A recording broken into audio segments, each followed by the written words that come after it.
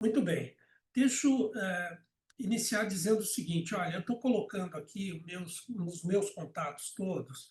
Por favor, fiquem à vontade se quiser, depois dessa nossa apresentação, interagir relacionado a isso ou qualquer outro assunto aqui da Amazônia, eu vou estar à disposição de vocês.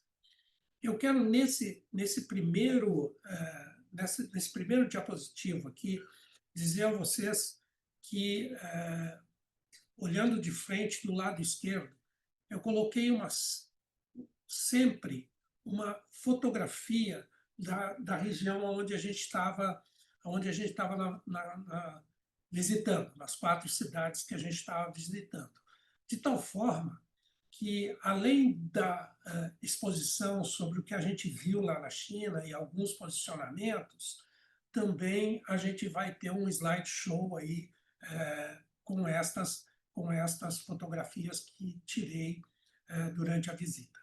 Evidentemente, também devo ressaltar que as colocações que farei aqui, as observações e talvez os próprios as próprios slides que selecionei para apresentar a vocês é de escolha extremamente pessoal, não tem nada acertado nem com os participantes da comitiva da Academia Brasileira de Ciências e nem com a própria Academia Brasileira de Ciências, né? De tal forma que isso aí é tudo uma observação extremamente pessoal portanto, sujeita aí a novas observações dos outros participantes da própria Academia Brasileira de Ciências.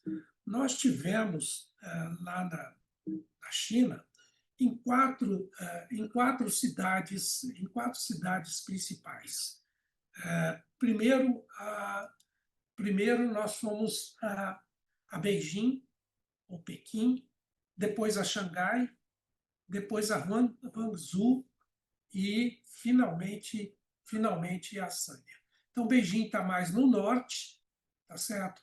Depois aqui Xangai e Hangzhou aqui, eu diria na parte mais do lado oceânico, mais metade do caminho, e por fim em Sanya, numa ilha chamada Hainan, no sul da China, que a gente foi. Depois eu vou trazer dados, visitar um instituto extremamente importante naquela região.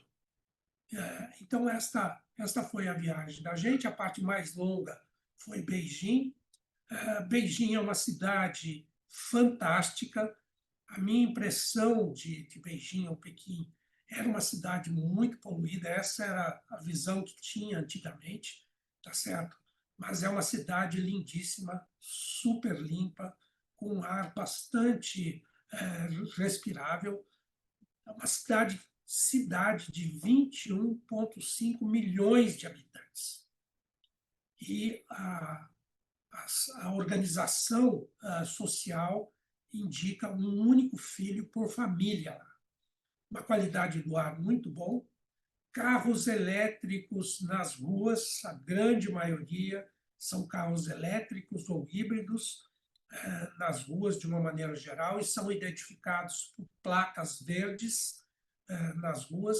As motocicletas todas são elétricas, mas tem um custo de vida relativamente alto. E, de novo, aqui do lado esquerdo, uma parte da muralha da China que a gente foi visitar num dos fins de semana que a gente estava por lá. Um primeiro instituto que a gente visitou lá foi o Centro Nacional de Bioinformação.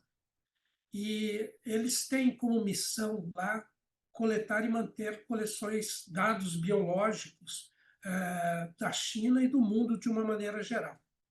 E a gente está vendo aqui o prédio deles, as duas fotos principais aqui se referem a esse instituto. Primeiro, um prédio belíssimo. Aliás, por via de regra, os prédios, as construções das instituições são de primeiríssima linha, muito bem cuidadas, né? E as pessoas parecem ter prazer em estar nesses locais, né? O segundo ponto importante da missão desse centro é que ele funciona como um hub de tecnologia, por conta exatamente de ter um sistema muito fácil de trabalho com big data biológico, né? E sempre voltado para um manejo eficaz dessas informações.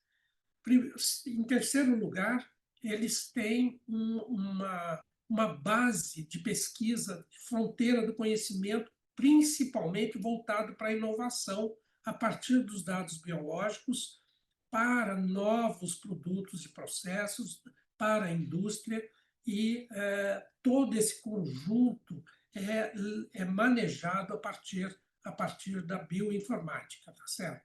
E eles também investem nesse centro muito na capacitação e na manutenção de pessoal altamente qualificado lá.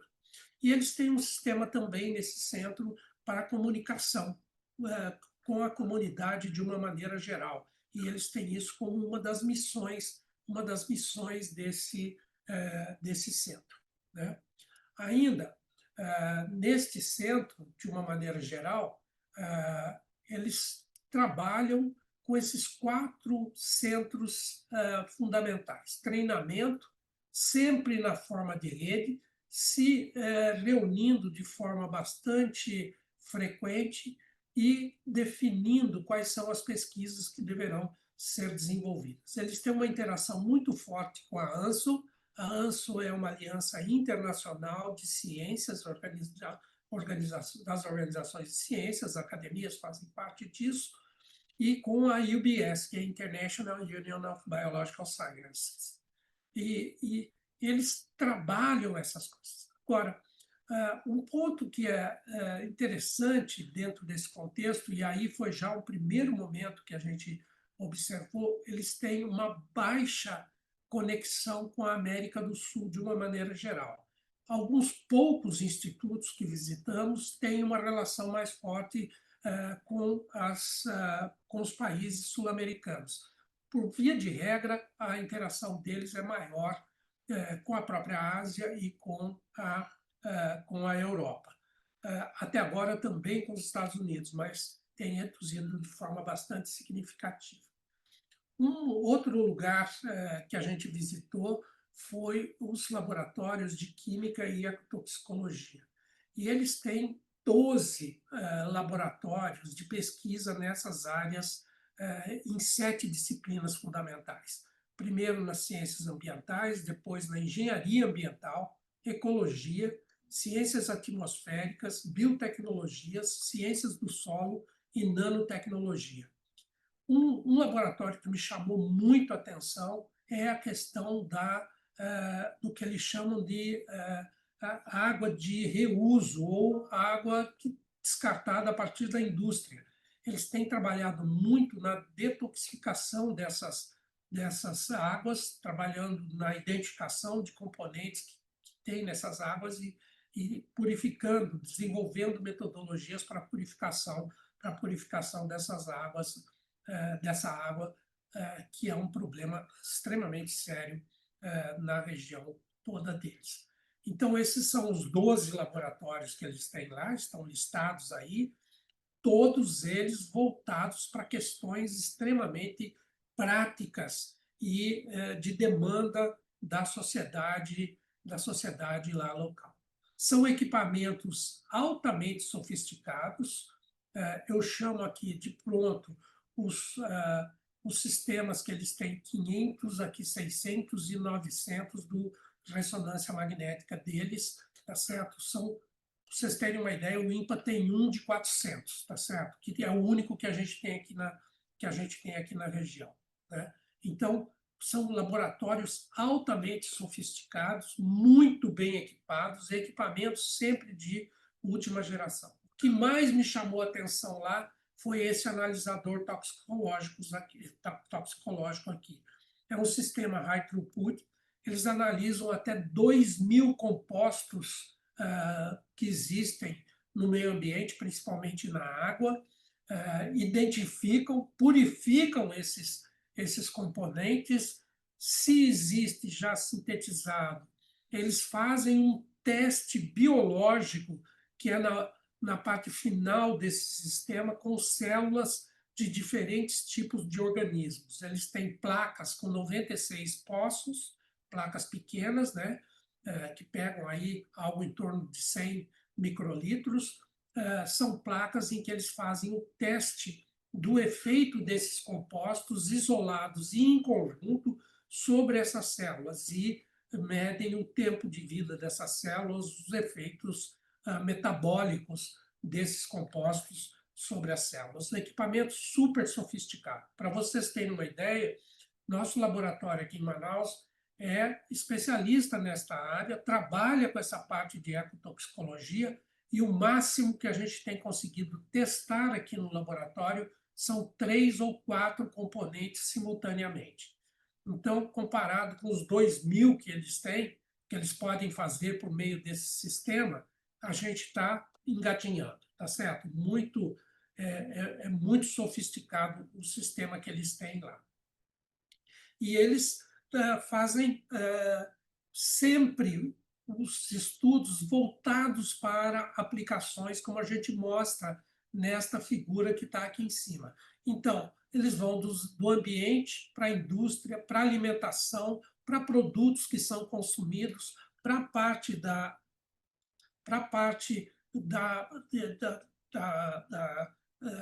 forense e para a medicina tradicional chinesa. Tá certo? Então, eles fazem todos esses estudos voltados para uma aplicação. E o tempo que demora entre o estudo feito e a aplicação é muito curto. Isso chamou atenção nos vários laboratórios que a gente visitou, principalmente os laboratórios para a produção de novos medicamentos, como foi o caso bem específico, a gente vai voltar nisso mais adiante, no caso da Covid, tá certo? Então, eles têm esses sistemas, que mostrado aqui nesse laboratório à direita, uma sequência de equipamentos sempre voltados para a prestação de serviços para a empresa, para o governo e para o treinamento de pessoal, tá certo? Então, no caso da água, principalmente, eles estão muito preocupados com as substâncias de grande preocupação, principalmente aqueles compostos de longa duração no ambiente que são altamente tóxicos. Então, eles estão trabalhando fortemente em sistemas não só para a identificação desses compostos, mas também para a remoção desses compostos que atingem os corpos d'água de uma maneira geral. Uma outra instituição que nos chamou a atenção fundamentalmente foi o Instituto de Alta Energia Física, né, com o sistema de luz síncrotron que eles têm. Olha, isso aí é uma fotografia aérea do sistema que eles estão acabando de construir. Vou mostrar mais algumas fotografias em Huairu. Um aspecto que eu queria chamar a atenção aqui, que deveria já ter feito isso, é que, diferente da Academia Brasileira de Ciências, a Academia Chinesa de Ciências, ela própria, tem instituições de pesquisa, como é esse Instituto de Física, mas também tem universidades. A grande maioria da pesquisa científica é feita por meio da Academia Chinesa de Ciências. Então, os membros da academia são selecionados como são selecionados os membros da nossa academia. Mas a própria academia controla, né, inclui essas instituições de pesquisa lá da região. Portanto, é uma situação um pouco diferente da gente. Nós visitamos esse centro de Huairu e aqui está uma fotografia da parte interna do centro, com seus magnetos todos da luz para a luz síncrotron, para analisar basicamente a estrutura de moléculas, não só de grande porte, mas pequenas moléculas também, e principalmente alguns alguns átomos, né, a partir da energia que é analisada. Uma característica muito legal desse centro, que é diferente do que a gente tem aqui no Brasil, é que lá os pesquisadores e os técnicos constroem esses magnetos. Eles constroem todos os equipamentos que eles precisam. São poucos os equipamentos que eles importam. Todos esses equipamentos acabam sendo construídos lá, com pequenas exceções. Isso facilita muito, mas facilita muito o conserto e a manutenção. Por via de regra, quando a gente tem um problema sério no laboratório de grande porte aqui no Brasil, a gente tem que parar o laboratório e esperar a vinda de um técnico especializado para consertar o equipamento que foi danificado. Eles consertam eles mesmos dentro desta perspectiva de dominar a tecnologia que está por trás da construção de cada um dos elementos que compõem esses grandes ferramentais, esses grandes laboratórios que tem. A partir do que eles estão aprendendo lá, e aí está de novo a questão da aplicação, a partir do que eles aprendem com esse laboratório de luz síncrotron, eles acabam desenvolvendo novos equipamentos que têm um papel extremamente importante, por exemplo, na saúde, né? Esse PET scanner aqui é específico para análise de doenças do seio, tá certo? E aí eles também desenvolvem, que a gente não tem aqui, PET scanner para animais e para pequenos animais também. Então, é muito interessante para primatas e para o corpo inteiro, no caso de humanos. Ou seja, de novo, não só a pesquisa básica, mas voltado também para a aplicação no desenvolvimento, neste caso, de novos equipamentos, né? O outro instituto que a gente visitou em Beijing foi o Instituto de Microbiologia. E eu fiquei fascinado com esse instituto, basicamente por conta da coleção que eles têm de material do mundo inteiro. E eu tirei foto aqui de dois casos que eles nos mostraram lá.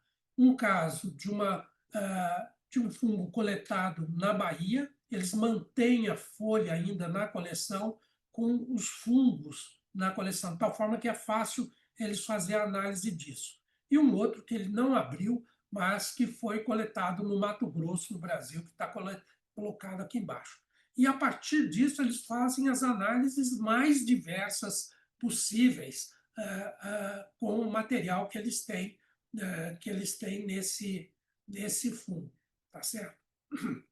Um outro instituto que a gente viu lá e que me chamou por demais a atenção também foi na Universidade de Tsinghua, que é o Centro para Pesquisas de Estruturas Biológicas, né? E nós ficamos impressionados lá que eles têm 16 microscópios de alta resolução, chamado CRIOS.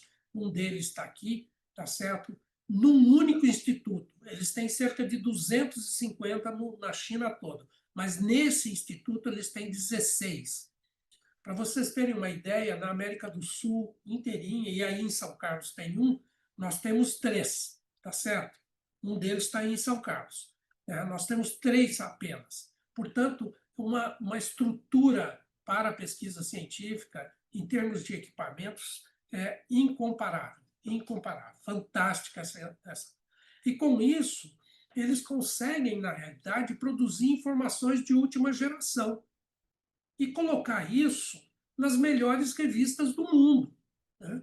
Então, por exemplo, neste caso aqui, eles estavam estudando estruturas que são condutoras de cálcio para dentro das células, por meio de canais de cálcio.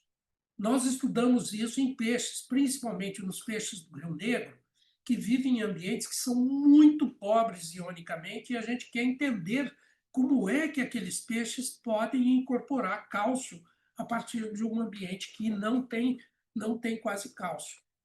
Então, um dos aspectos é exatamente a estrutura desses canais, são chamados canais de cálcio.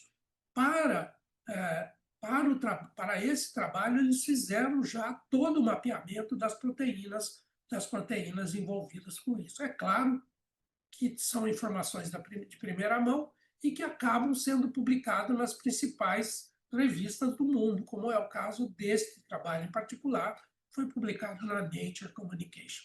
Eu vou voltar a esse ponto também. De Beijing, nós fomos para Xangai. Xangai é uma cidade também imensa, é a maior cidade da China, com 26,3 milhões de habitantes. Né? É a maior cidade do mundo, moderna e bem cuidada.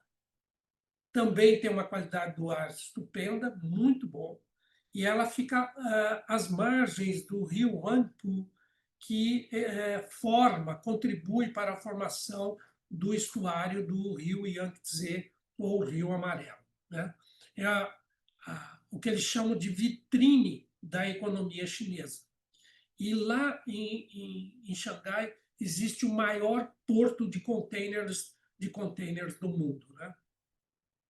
Então, para uma cidade que passou algum tempo atrás pela guerra do sino-japonês, aí está a homenagem aos mortos nessa guerra, ela se constrói a partir de uma tomada de decisão do governo chinês para poder avançar do ponto de vista da interação com outros países e produção dos mais diferentes produtos para exportação no mundo, e é feito por aí. Né?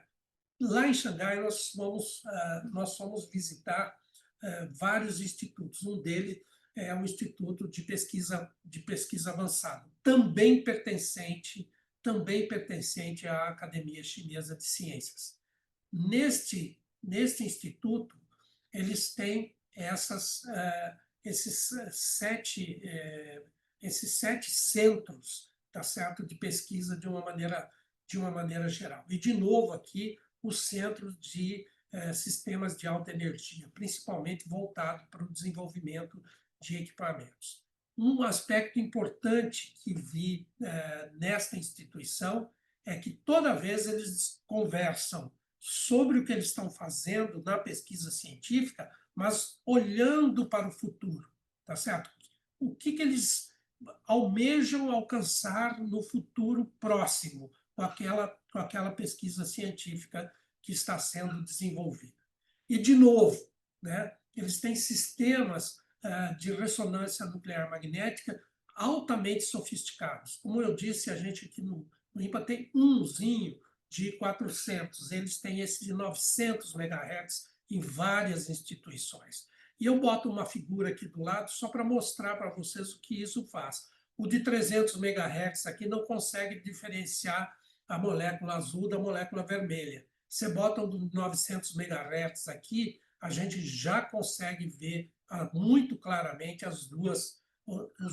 diferenciar as duas moléculas que tem aí. Portanto, são sistemas altamente sofisticados que exigem preparação de pessoal também de alto nível para poder lidar com essas informações todas, né? Não só com os equipamentos, mas com as informações que esses equipamentos produzem. Essa é uma fotografia do sistema de luz síncrotron desse instituto lá de Xangai. Nós temos um em Campinas que é muito interessante. Esse pessoal interage com o lá de Campinas, mas esse aqui é extremamente sofisticado e utilizado para a produção das informações que a gente está muito longe ainda de alcançar. Né? Então, eles estão sempre voltados para uma aplicação daquilo que eles estão fazendo, e aqui, no caso, a saúde, voltado para entender a relação entre o homem, a evolução do homem e a evolução das doenças. Né? Eles estão muito preocupados em desenvolver diagnósticos e tecnologias terapêuticas para doenças crônicas na China, para inovação, para promover tecnologia, a tecnologia biomédica nas indústrias de uma maneira geral, e um aspecto que eles chamaram muito atenção, a colaboração. Eles têm colaboração na Ásia, têm colaboração na Europa e estão expandindo essa colaboração para outras regiões, incluindo a América do Sul, ainda que a gente tenha uma situação ainda de cooperação com a China bem frágil aqui, que eu acho que a gente precisa dar uma olhada com mais atenção nisso, né? O sistema de visão futura deles envolve esses aspectos que a gente está mostrando aqui. Isso a gente já viu lá na outra universidade, na Jiaotong University. Eu vou voltar a falar sobre a posição desta universidade no mundo, mas voltado aí para sistemas robóticos, por exemplo, para cirurgias, para a questão da infecção secundária por diabéticas e para diabéticos, né? Enfim, tem aí uma série de aplicações, né, que eles estão desenvolvendo como um top das soluções para doenças e para a saúde humana de uma maneira geral, né?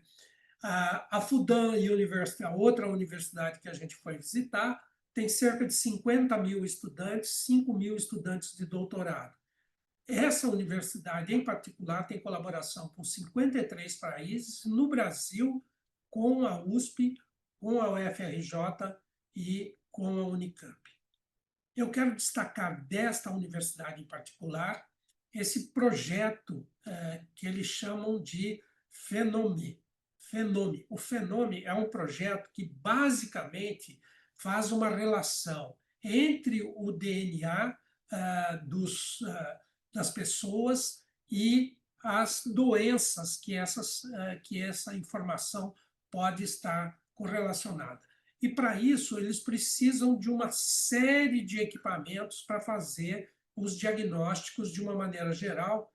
E lá, na parte de saúde, eles têm 7 módulos funcionais que eu listo aqui. Mas note aqui que, de novo, aparece um criomicroscópio aqui. Depois a gente tem um confocal fantástico, a gente tem alguns aqui no INPA, mas não desse porte, e tem os sistemas de ressonância magnética, tá certo? E vários outros equipamentos de última geração. E aí eles mostraram nesse slide que eles têm 118 instrumentos de última geração com um valor estimado aí de 310 milhões de ienes, que é o dinheiro chinês, tá certo? Então, no projeto que eles estão desenvolvendo do Fenômeno, é um projeto que eles têm, basicamente, hoje, um core de controle, que são os cidadãos com boa saúde, eles têm isso com cerca de 1.000 pessoas, e tem uma coorte com algum tipo de doença. Essa coorte é composta por 10 mil pessoas, e eles já estão fenotipando essas pessoas todas no que se refere às doenças que elas têm. Mas de novo, qual é o futuro deles? Eles querem, num tempo médio e longo, atingir uma população saudável com 50 mil pessoas e uma coorte com doenças diagnosticadas de cerca de 500 mil pessoas.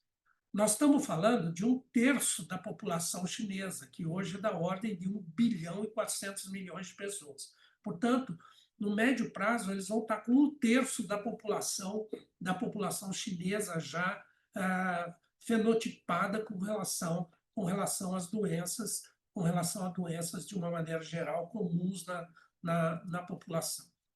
Bom, de lá, de Xangai, nós fomos para Huangzhou. Huangzhou é a capital da província de Zhejiang, tem 13 milhões de habitantes. Vocês viram até aqui que as 3 cidades que a gente viu têm mais de 10 milhões de habitantes. Essa com 13 e as outras com mais de 20 milhões. Esse é um lago que fica a oeste, é o principal ponto de encontro de poetas e artistas da região. Possui muitos templos, pavilhões, jardins e pontes em forma de arco. eles conservam algumas coisas por longo tempo, como é o caso dessa pagoda de Leifeng, com 5 andares, que foi construído no ano de 975. Portanto, eles avançam muito em direção ao futuro, com coisas extremamente modernas, mas sem abrir mão do passado. Esse instituto chinês tem várias sessões, tá certo? Tem essa sessão, essas sessões de análise molecular sempre voltadas para a doença.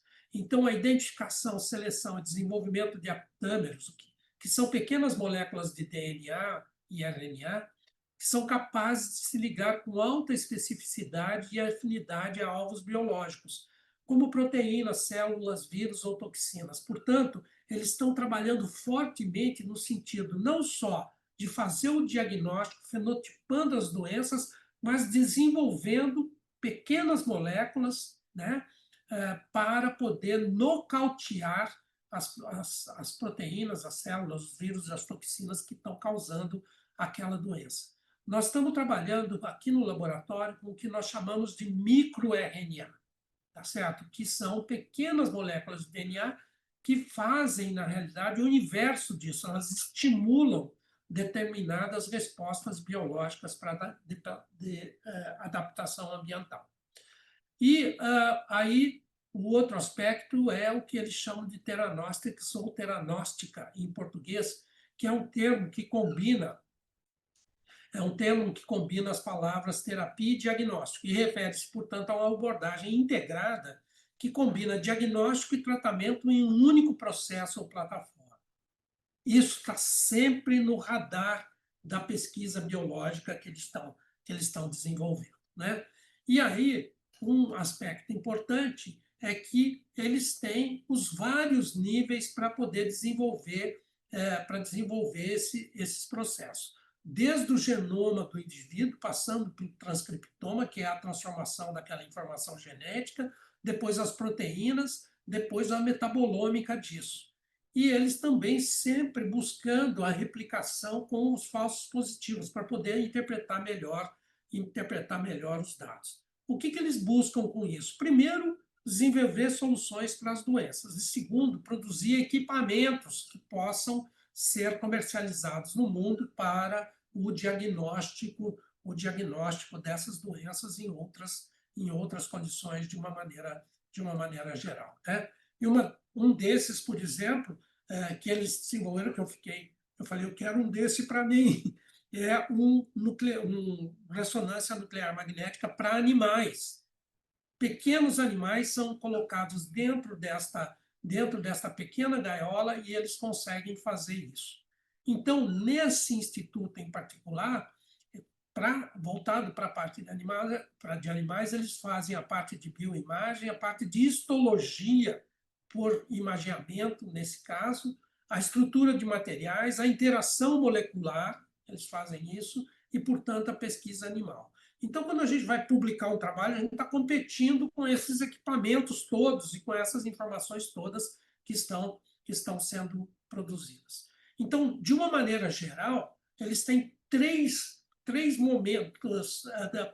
dois conjuntos de 3 momentos para fazer esse trabalho. Primeiro, as pesquisas que estão envolvidas com a parte da medicina, envolvendo a parte de ácidos nucleicos e molecular, a parte da inteligência artificial aplicada ao diagnóstico e novas plataformas para delivery de drogas, tá certo? Para medicamentos. E a exploração, as áreas exploratórias, as maquinarias de DNA, que são suportadas por inteligência artificial, já voltada à aplicação na medicina, a biologia sintética aplicada à medicina e mecanismos moleculares envolvendo a medicina chinesa tradicional. Note de novo que é voltado para um objetivo mais de médio e longo prazo. Bom, depois de Huangsu, nós fomos para Sanya. Sanya fica localizada na ilha de Hainan, como eu disse. possui uma população de 1 milhão de habitantes, é uma cidadezinha pequenininha, conhecida como Havaí da China. A cidade é um destino popular turístico, conhecido pelas suas belas praias, e um importante centro econômico e comercial da região. O PIB desta pequena cidade é maior do que o da capital do seu país, por conta do pessoal ir muito para aí, né? Nós ficamos quase 24 horas presos nessa cidade por causa de um tufão, né? Nesse ponto azul na fotografia do meio aí, nós estávamos nessa região e, portanto, aí no olho, como diz, no olho do furacão. Mas sabe o que chamou a atenção, apesar do tufão Vutip? Nós ficamos 2 dias e meio confinados no hotel. Não houve, em nenhum momento, um apagão, uma falta de energia elétrica. Todo o tempo, energia elétrica super estável. Internet funcionando regularmente durante esse período. Apesar da internet deles lá não conversar muito com a internet da gente, difícil usar o Google lá, por exemplo, tá certo? Mas a internet não parou de funcionar durante todo o tempo que nós estivemos lá.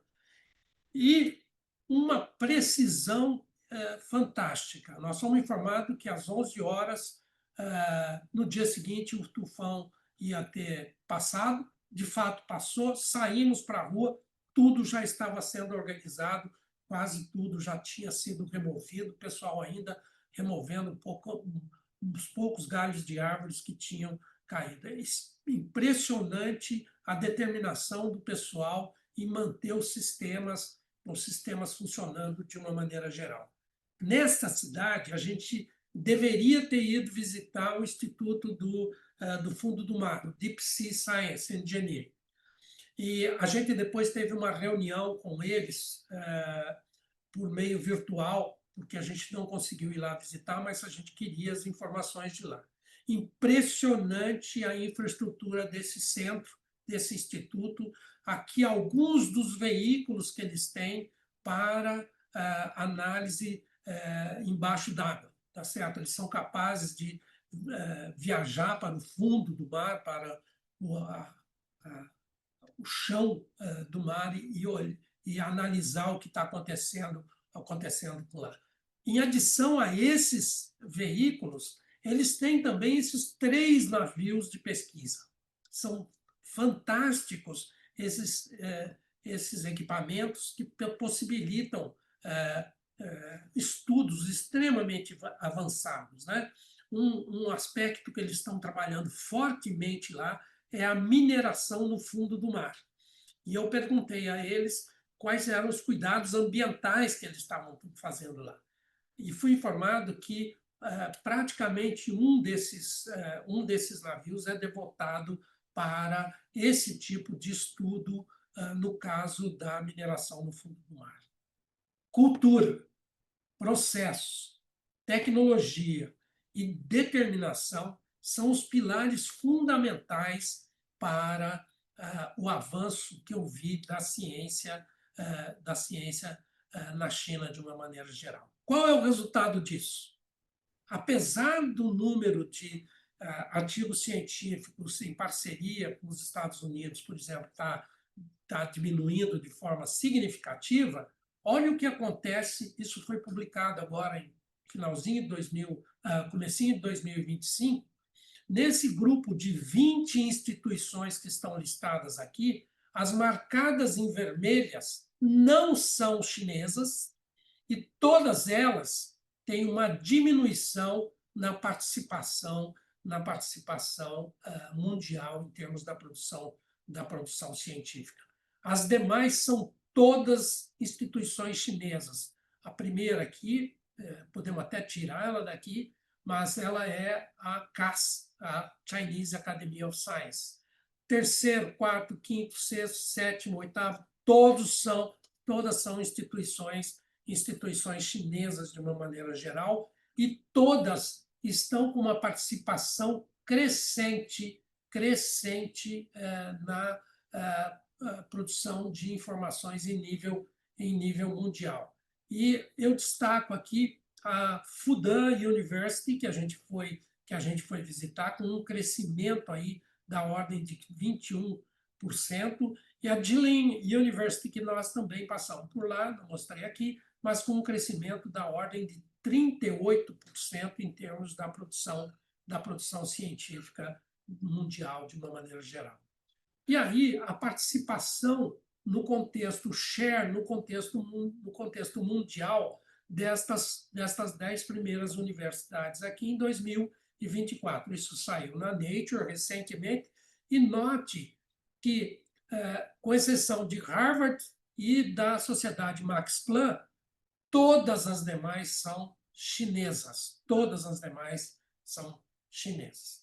Portanto, a nossa ida lá com a Academia Brasileira de Ciências, nessa visita à China, mostrou que a gente tem um cenário completamente diferente e que nós precisamos repensar uma interlocução mundial na área da ciência, da tecnologia, da inovação, mas principalmente, eu vou sublinhar isso, na área de capacitação de pessoal. Nós precisamos repensar os nossos processos de capacitação de pessoal no Brasil para poder se tornar ainda mais competitivo. Muito obrigado por sua atenção. Muito obrigado, professor Jacques. Muito obrigado, professor Adalberto. Foi muito bom ouvi-lo, não é? Como disse o professor Jacques, eu sou da Universidade Católica de Angola. Uma realidade, se a realidade brasileira é distinta da realidade chinesa, está a luz, não é? Uma distância muito grande. A realidade angolana, então, está muito mais distante. E a primeira questão que eu gostava mesmo de colocar é essa, né? A tristeza com que fico, não é? De ver, quer dizer, tristeza pelo facto de estarmos muito distante daqueles que, não é? que vão produzindo cada vez mais ciência. E agora, a minha segunda questão tem muito a ver com algo que aconteceu na relação entre a Angola e a China, que foi na altura da Covid. A Angola e a China tiveram uma boa relação durante um tempo, agora a relação não é tão boa assim, mas durante a Covid foi a China que montou todos os laboratórios de análises, né, em Angola. E o engraçado é que o responsável que foi pela, pela parte chinesa para montar os laboratórios todos era um angolano. Foi, não é, pela China, angolano como responsável. E a minha pergunta, professora Adalberto, não sei se em algum momento falou sobre isso, mas nestas visitas todas que foram feitas, como é que vocês veem a integração de profissionais estrangeiros, de pesquisadores? Sei que durante muito tempo a China mandou, não é, chineses para fora para aprenderem e voltaram para o seu território.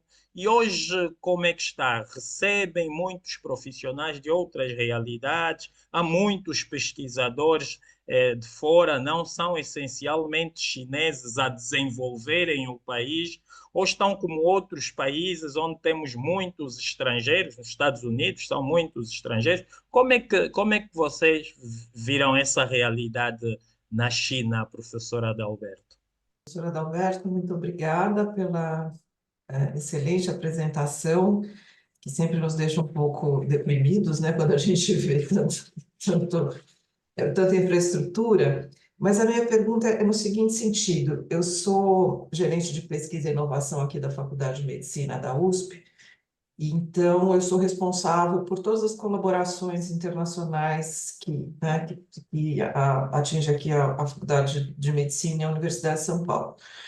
E eu confesso que nos últimos 12 anos eu tive uma pequena colaboração, nem foi uma colaboração, foi um documento menor com a China no âmbito da Covid-19. E o que eu vejo é que, assim, como que são estabelecidas normalmente as colaborações? É porque alguém se encontrou num congresso ou porque a pessoa fez um pós-doc, um doutorado sanduíche no exterior, enfim, teve alguma ligação com algum grupo de alguma universidade no exterior. E nós não temos relação com a China. É difícil ver alguém que queira ir para a China fazer alguma especialização, e a gente até tem recebido propostas de pós-doutoramento, mas a minha pergunta é no sentido de como que poderia ser feita essa aproximação pessoal, porque assim, tem sido feita uma aproximação, a FAPESP fez uma semana na China, a USP agora mandou uma delegação à China, mas na experiência que eu tenho, as colaborações só funcionam quando são pessoa a pessoa. E como que a gente chegaria lá, nessa relação com a China? Ótimo, muito obrigado. Talvez o meu vai ser um pouco mais longo prazo do que as primeiras perguntas, mas é alguma coisa que eu venho pensando recentemente que a internacionalização realmente está mudando em função da segurança internacional hoje em dia. Então, não só pela insegurança nos Estados Unidos, mas tem vários países ocidentais, vamos dizer, que agora estão começando a construir barreiras de colaboração com várias instituições chinesas. Eu vou compartilhar aqui. São uma lista que o governo do Canadá publicou no ano passado de várias instituições chinesas que agora são proibidas de colaborar com o Canadá. Então, tem um risco que isso é uma situação que vai mudando, eu imagino, tipo, quase com país por país, e com certeza ao longo dos próximos anos. A gente não sabe exatamente como que vai desenrolar tudo isso. Então, eu acho que é realmente um desafio muito grande para a instituição brasileira de não prejudicar os vínculos internacionais que já temos em função de construir novos na China. Então, de saber as suas opiniões sobre como que a gente vai navegar este cenário, porque realmente tem várias, inclusive alguns dos institutos que você citou aí, eu acho que estão exatamente nessa lista que eu compartilhei aqui. Então, isso realmente vai ser um grande desafio para a gente, como um país não alinhado, que não necessariamente quer tomar um lado, que a gente acaba caindo exatamente no meio de dois lados que ninguém vai querer colaborar com a gente, porque todo mundo acha que a gente está colaborando com, tipo, o adversário.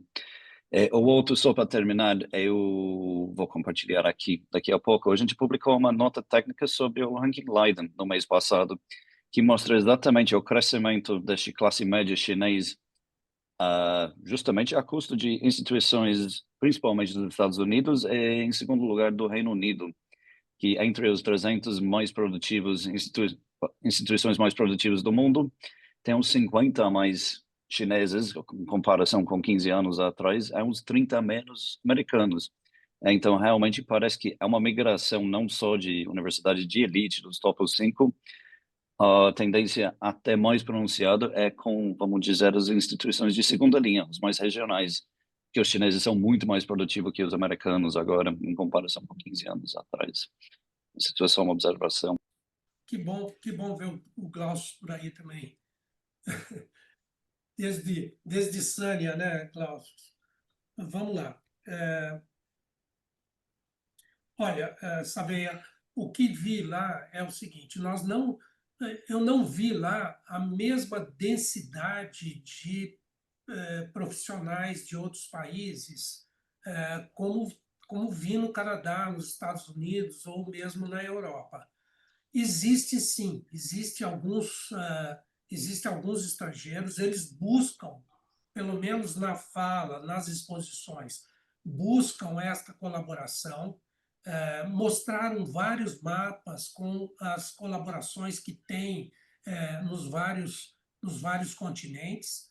Em alguns casos, colaborações, como eu falei, aqui na América do Sul, com a USP, com a FRJ, com a Unicamp. Mas eu acho que, mesmo assim, a colaboração aqui no Brasil é uma colaboração ainda muito tímida. Na América do Sul, de uma maneira geral, uma colaboração muito tímida. Eles têm programas também, inclusive de financiamento, para estudantes. Ministram cursos em algumas línguas diferentes, francês, inglês, também em chinês, para poder receber estudantes estudantes estrangeiros lá, né? Agora, de uma maneira geral, a comparação que você faz com o estado do desenvolvimento científico e da infraestrutura lá, com a gente aqui no Brasil e com Angola, eu, de certa forma, disse isso várias vezes no âmbito do nosso grupo. Eu fiquei feliz, porque se a gente consegue fazer o que nós estamos fazendo, tá certo? Com os equipamentos que temos, com a infraestrutura que temos, isso dá uma indicação muito forte de que a gente conseguiria fazer muito mais se a gente tivesse um investimento mais significativo. E aí, Tiago, um financiamento mais significativo com relação à ciência e tecnologia. Eu volto a insistir, se você tomar a Amazônia hoje, que é um dos alvos, tá certo, dos grupos chineses, nós tivemos algumas reuniões já em Manaus com grupos chineses algum tempo atrás, tá certo? A Amazônia, do ponto de vista brasileiro, a Amazônia brasileira recebe apenas 4% dos investimentos em ciência e tecnologia do país. Quer dizer, ou seja, isso, diante dos cenários todos, de alguma forma nos deixa mais fragilizados, porque a gente não consegue ocupar os espaços que deveríamos ocupar. Eu acho que a gente tem um cenário novo, tá certo? E aí, professora Marina, a gente precisa ir além dos memorandos de entendimento. Eu acho que a professora Helena tratou disso em vários momentos na nossa missão. Temos vários memorandos de entendimento com a China, ou de instituições isoladamente, ou mesmo conjunto de instituições ou academias, mas nunca passou de um memorando de entendimento.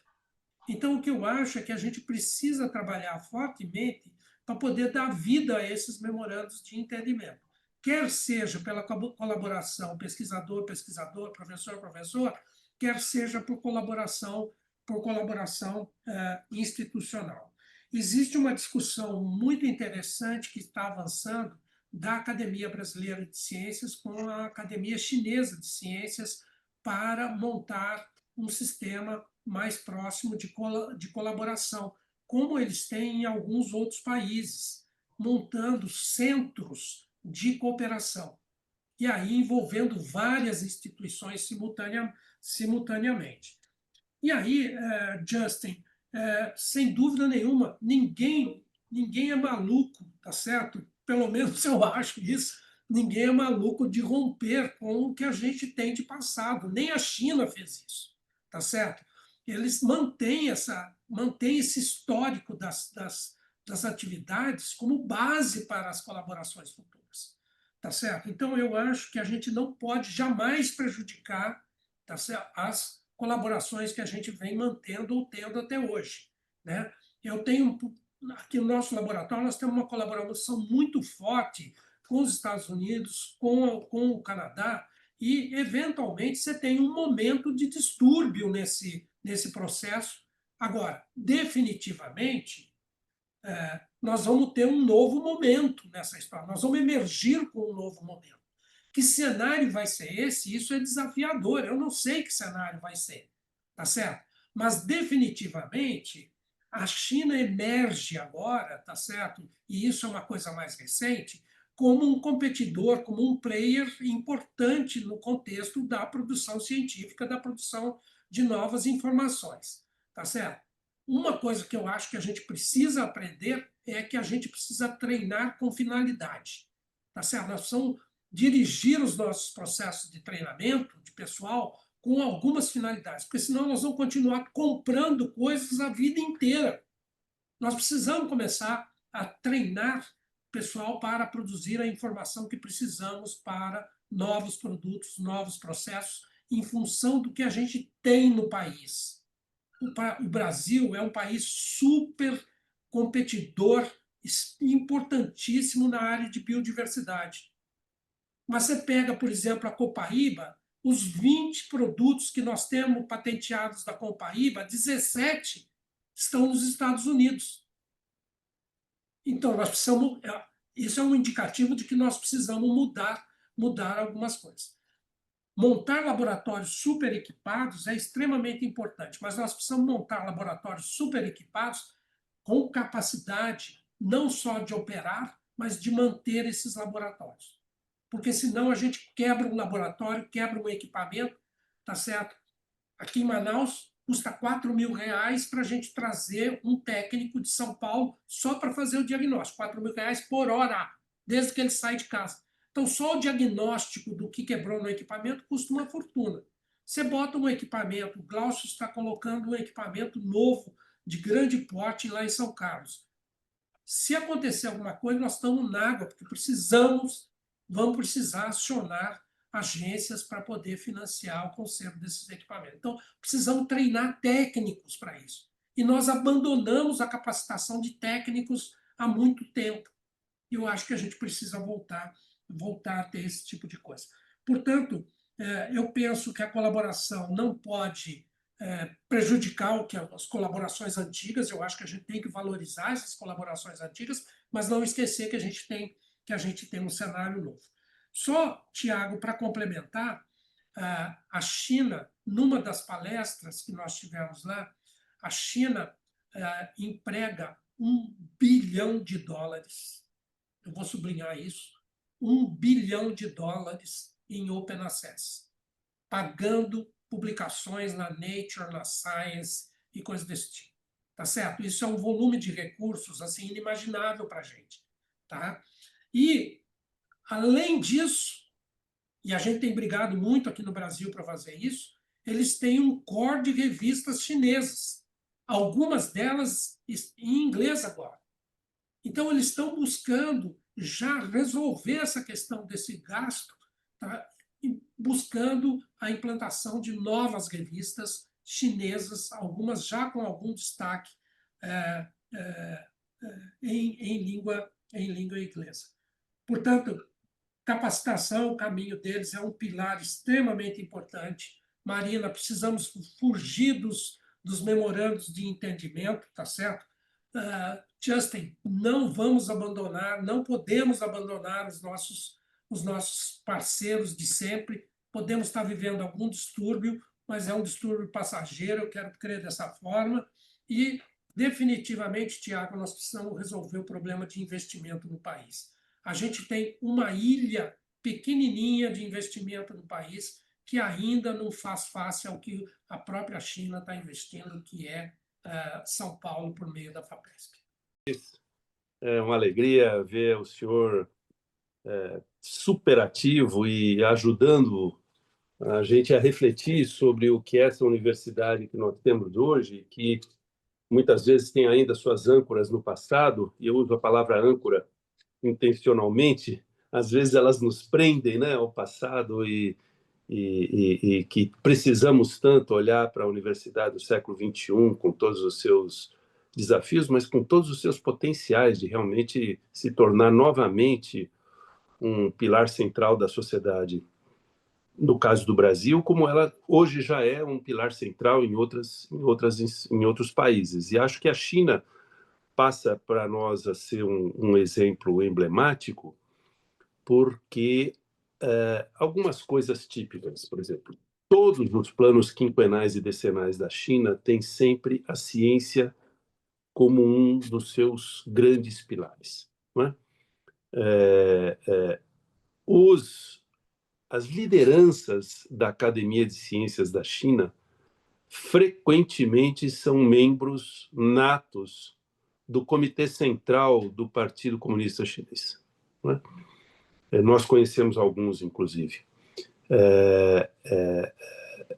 E é interessante isso, porque isso mostra o compromisso de um país que cresceu com taxas de 5%, às vezes até 8% ao ano, baseado num mercado fortemente interno, naturalmente, né? Ou seja, incluir pessoas no sistema produtivo e, obviamente, buscar mercados para esses produtos no exterior, mas o processo foi, em grande parte, de incluir mais pessoas na produção. E, obviamente, com esse fenômeno sendo, enfim, atingindo limites, entendem que é na inovação que a grande competitividade para o futuro vai acontecer, né? Isso é uma decisão nacional. E ela acontece em todos os níveis, em todos os estados e instituições que a gente visitou, eram todos institutos da Chinese Academy of Sciences, como disse bem o Adalberto. Aliás, que bela exposição, Adalberto. Você, o nosso relator, desde lá já fazia os nossos relatos, mandando para notícias da ABC. Parabéns, mais uma vez, pelo excelente trabalho que fez, né? Mas em todos os institutos que visitamos, a gente perguntava, escuta, como é que é a estrutura de financiamento dessas instituições, né? E as estruturas eram, sei lá, 30% é CAS, é da Chinese Academy of Sciences. Os outros 70% são, de alguma forma, competitivos. Eles têm que buscar esses recursos. Mas o que é interessante, encontram esses recursos de fontes municipais e regionais, além das federais, fora orçamento geral, ou seja, tem o Ministério de Ciência e Tecnologia, todos os estados ou regiões mantêm financiamentos sólidos e cidades mantêm financiamentos muito sólidos para atrair justamente instituições. Elas estão muito descentralizadas no país, isso também foi outra lição importante, né, Adalberto? A gente, quando olha para o Brasil, vê essa concentração costeira, e lá a gente viu um esforço de colocar institutos altamente qualificados em outras regiões que não aquelas tradicionais de Xangai, Pequim, enfim. Nós temos hoje a cidade de Hangzhou, que nós visitamos, o Adalberto bem mencionou. Ela praticamente em 10 anos se tornou um mega hub de tecnologia, tanto nas tecnologias de informação, de lá saíram DeepSeek, de lá saiu o NVIDIA, de lá saiu a Alibaba, mas também de lá estão saindo aquilo que eles chamam de um medical port, ou seja, atraíram empresas da área médica, da área biotecnológica, as grandes empresas internacionais que têm hubs na China, farmacêuticas, estão instaladas por ali, e isso tudo em um período de 10 anos, né? Então, a gente vê um comprometimento local criando estas infraestruturas. Eu queria só comentar um pouquinho sobre as questões que foram levantadas pelas três perguntas. Vimos muitos bolsistas internacionais nos institutos que visitamos, muitos do eixo da Rota da Seda, vamos dizer assim, né? Então, temos ali Tailândia, Indonésia, vários, ainda muitos africanos também, ainda mantêm uma forte presença na África, China, e sempre buscando talentos nestas colaborações. E é interessante que você não vê muitos destes permanecendo na própria China. Muitos retornam, e até um interesse dos chineses de que retornem aos seus países, porque ao retornar, isso é diplomacia da ciência, o professor Jacques conhece isso profundamente, né? Tornam-se amigos da China quando voltam aos seus países para liderar empresas, universidades, governo, sociedade em geral, que tem que tomar decisões de compra de equipamentos, materiais, parcerias, etc., vão fazê-lo com a China porque lá tiveram o seu treinamento, o seu estudo, a sua formação, né? Então, a atração não é de roubar talentos para ficar com eles, mas é criar uma legião de amantes da China, vamos dizer assim, espalhados pelo mundo, e, em geral, as pessoas as mais qualificadas, né? Essa estratégia não é incomum de muitos países. Eu me lembro de uma cooperação que estabelecemos aqui no Instituto de Física de São Carlos com a École Polytechnique de Paris, e eles nos deram essa lição, ou seja, eles recebem 500 estudantes por ano, 100 deles internacionais, 400 franceses. E esses 100 selecionados entre os top mais bem qualificados das instituições com quem eles fazem as suas colaborações para programas de 2 anos lá, e obrigam esses alunos a retornar aos seus países de origem. E são estritamente financiados pelo Departamento de Defesa da França. Desde Napoleão, a École Polytechnique, que é uma escola de engenharia criada para o esforço de guerra napoleônico e que até hoje é mantida pelo Departamento de Defesa da França. E eu perguntei, puxa, mas então o exército francês paga para 100 estrangeiros? Eles dizem, isso é muito mais barato do que caças, do que tanques, do que mísseis, porque você cria justamente uma legião de pessoas que são amigos da França e que, como você escolheu os melhores, ao retornar aos seus países, vão ser as lideranças naturais em seus países de origem, né? Então, bolsistas, eles estão ainda recebendo muita gente do exterior. Como promover contatos? A professora Marina, da Faculdade de Medicina, teve essa pergunta. Obviamente, nós, na academia, quando fomos lá, não fomos só a passeio, a ideia e isso também é uma outra característica que eu vou até justificar por que a academia pode ter um papel nesse sentido.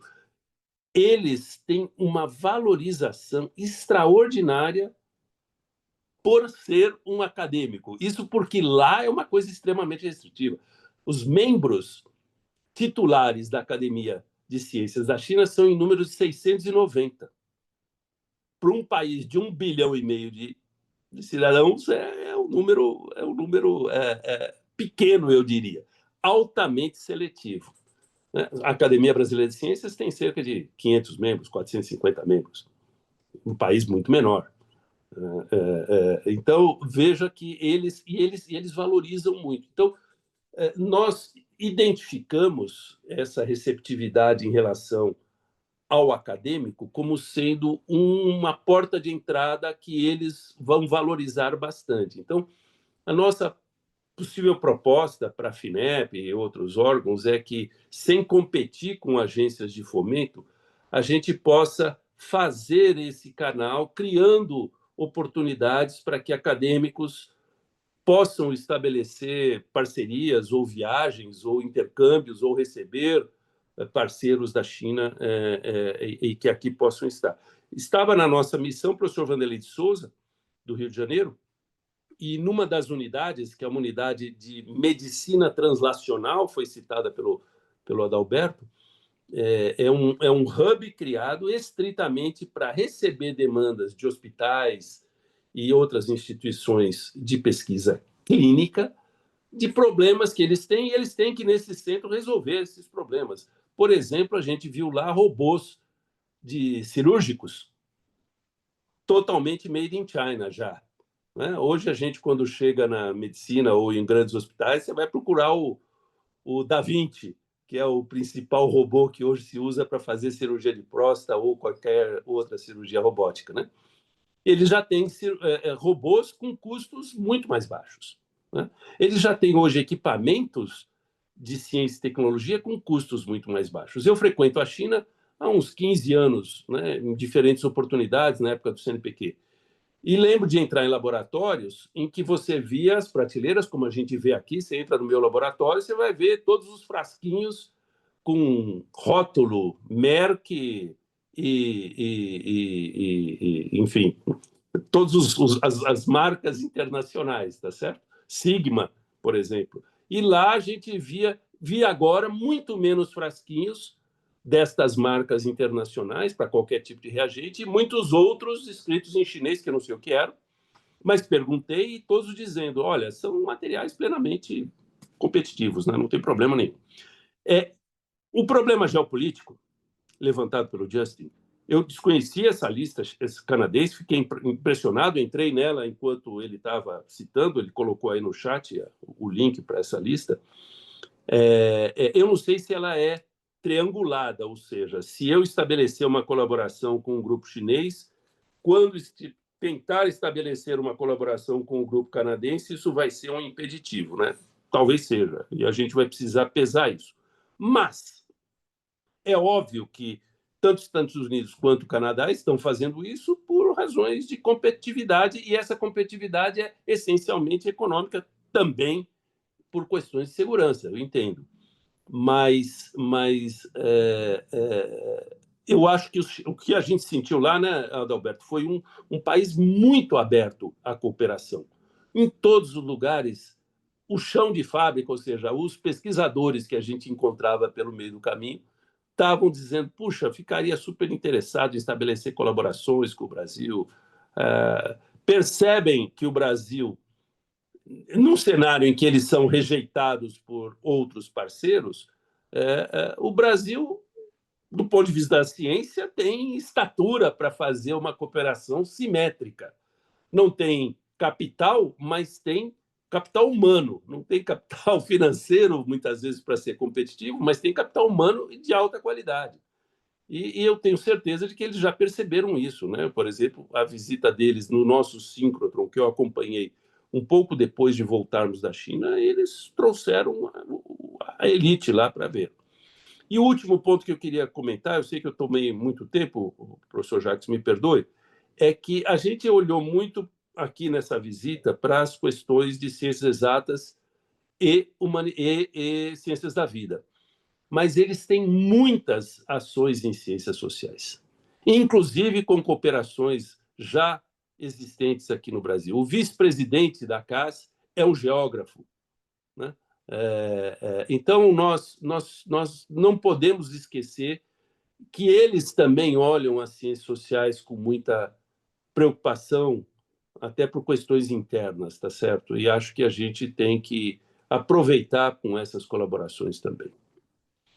Obrigado pela oportunidade, professor, e parabéns por mais uma iniciativa de grande importância. Bom dia, professor Jacques. Sou a Débora, represento o governo do estado de São Paulo. No último mês, estivemos em 18 participantes na China, Pequim, Nanjing, antiga capital, e Xangai, basicamente para entender a integração e a estrutura dos museus chineses e a massificação e individualização desse processo museológico que a China vem revolucionando nos últimos 15 anos.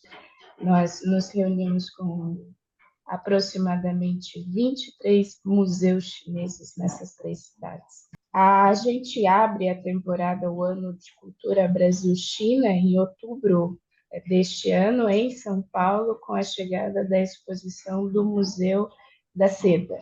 Vai ser a primeira vez que o Museu da Seda autoriza parte do seu acervo para a América Latina. A única outra autorização foi para Paris, antes da pandemia.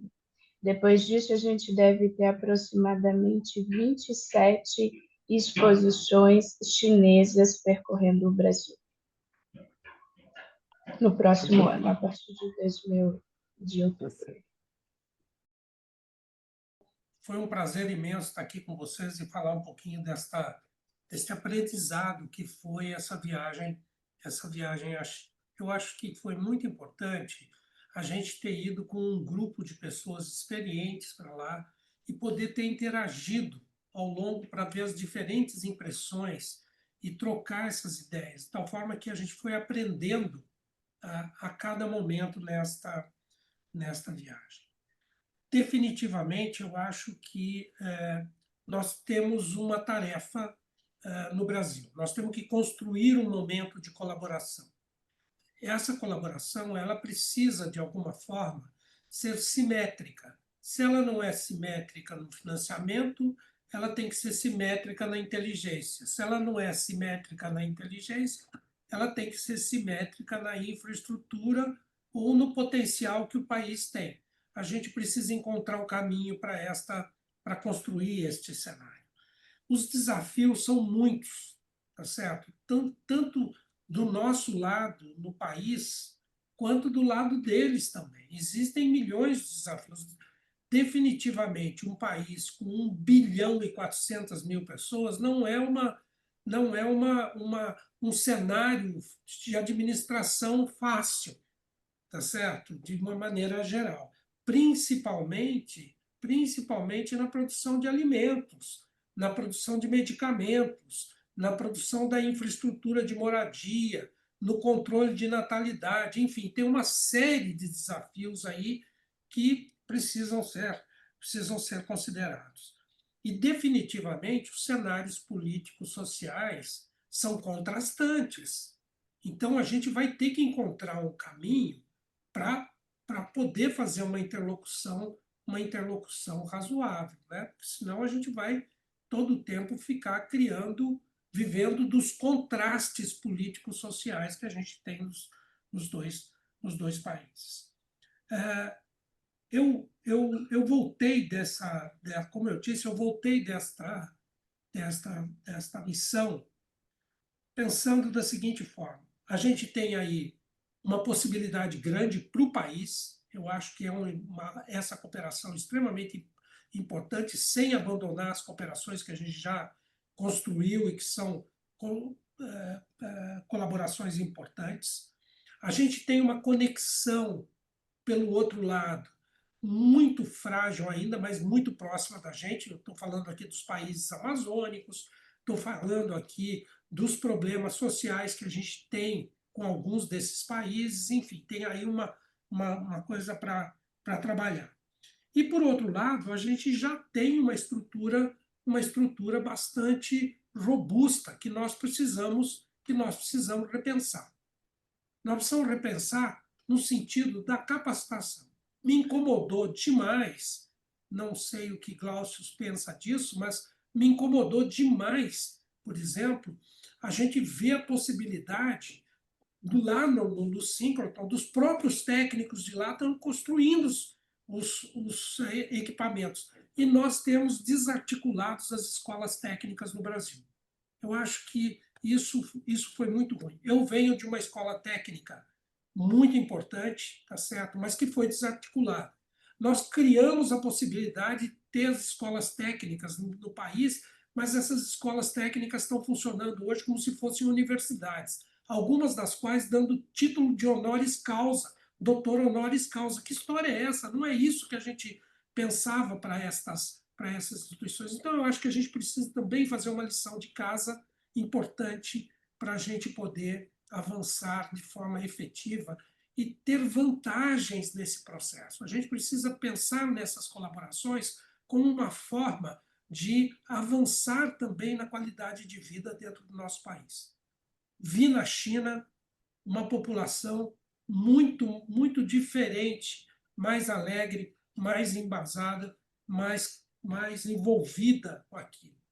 Foi muito bom ter visitado alguns centros e conhecido algumas dessas relações. Por fim, uma coisa que eu queria dizer aqui, que eu acho que é importante, é o seguinte: eu acho que as nossas relações internacionais, principalmente as embaixadas e consulados, consulado em Xangai teve uma atitude diferente, mas eu acho que as nossas embaixadas precisam levar um pouco dessa ambição que nós temos no país para a gente avançar. Eu acho que quando a nossa embaixada viu que na América do Sul a gente tem uma fragilidade muito significativa de cooperação com a China, eu acho que a embaixada já devia ter se envolvido e procurado dar vida para os memorandos de entendimento que já existiam, ter levantado isso e, portanto, ter um trabalho mais forte nesse sentido. Eu acho que a gente está patinando um pouco nisso. Enfim, Jacques, eu acho que essa discussão é uma discussão que vai trazer benefícios, inclusive para o projeto de bioeconomia, que foi uma coisa que a gente não falou aqui ainda, mas que a China também está muito preocupada, principalmente envolvendo os países com alta biodiversidade, como é o Brasil. Sempre gostei de peixes e aí o que acabou acontecendo, eu trabalhava em São Carlos com o professor Arno e o professor Tondizzi, e e coletávamos peixes. E aí eu tinha uma namorada e lá de São Paulo, e o Tundizi fez a favor de convidar essa namorada para vir embora para Manaus para montar um laboratório aqui em Manaus. Aí eu disse, de jeito nenhum, eu vou junto. Aí eu pedi demissão de São Carlos, da Federal de São Carlos, e vim embora para Manaus. Claro, a mãe da namorada diz assim, só vai junto se casado. Então casamos e viemos. E aí começamos a construir a jornada aqui em Manaus, uma parceria que dura até hoje.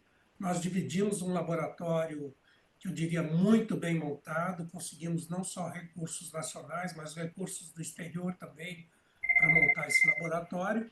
E aí nós saímos, isso foi um ponto fundamental na minha carreira, nós saímos e passamos, na qualidade de pós-docs, 2 anos e meio no Canadá, que foi aonde os meus dois filhos iniciaram os estudos. Eles eram crianças ainda, né? Estavam na escola fundamental, mas já foram alfabetizados em inglês naquela época.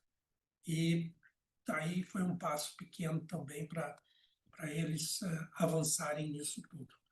E aí eu fui discutindo durante muitos anos a questão das assimetrias regionais, a questão dos desequilíbrios regionais que a gente tem no país. E isso meio que virou um outro lado da ciência que eu fazia. Eu estudava fisiologia e bioquímica de peixes e acabei me envolvendo profundamente com a parte toda das assimetrias regionais e me envolvendo também com a parte administrativa. Aí, depois eu fui coordenador de pós-graduação do INPA. O INPA tem um programa de pós-graduação muito sólido. Nós temos hoje cerca de 600 estudantes de pós-graduação. Depois eu fui diretor do INPA, voltei para o Canadá depois da direção do INPA e depois fui diretor de Relações Internacionais da CAPES, em Brasília.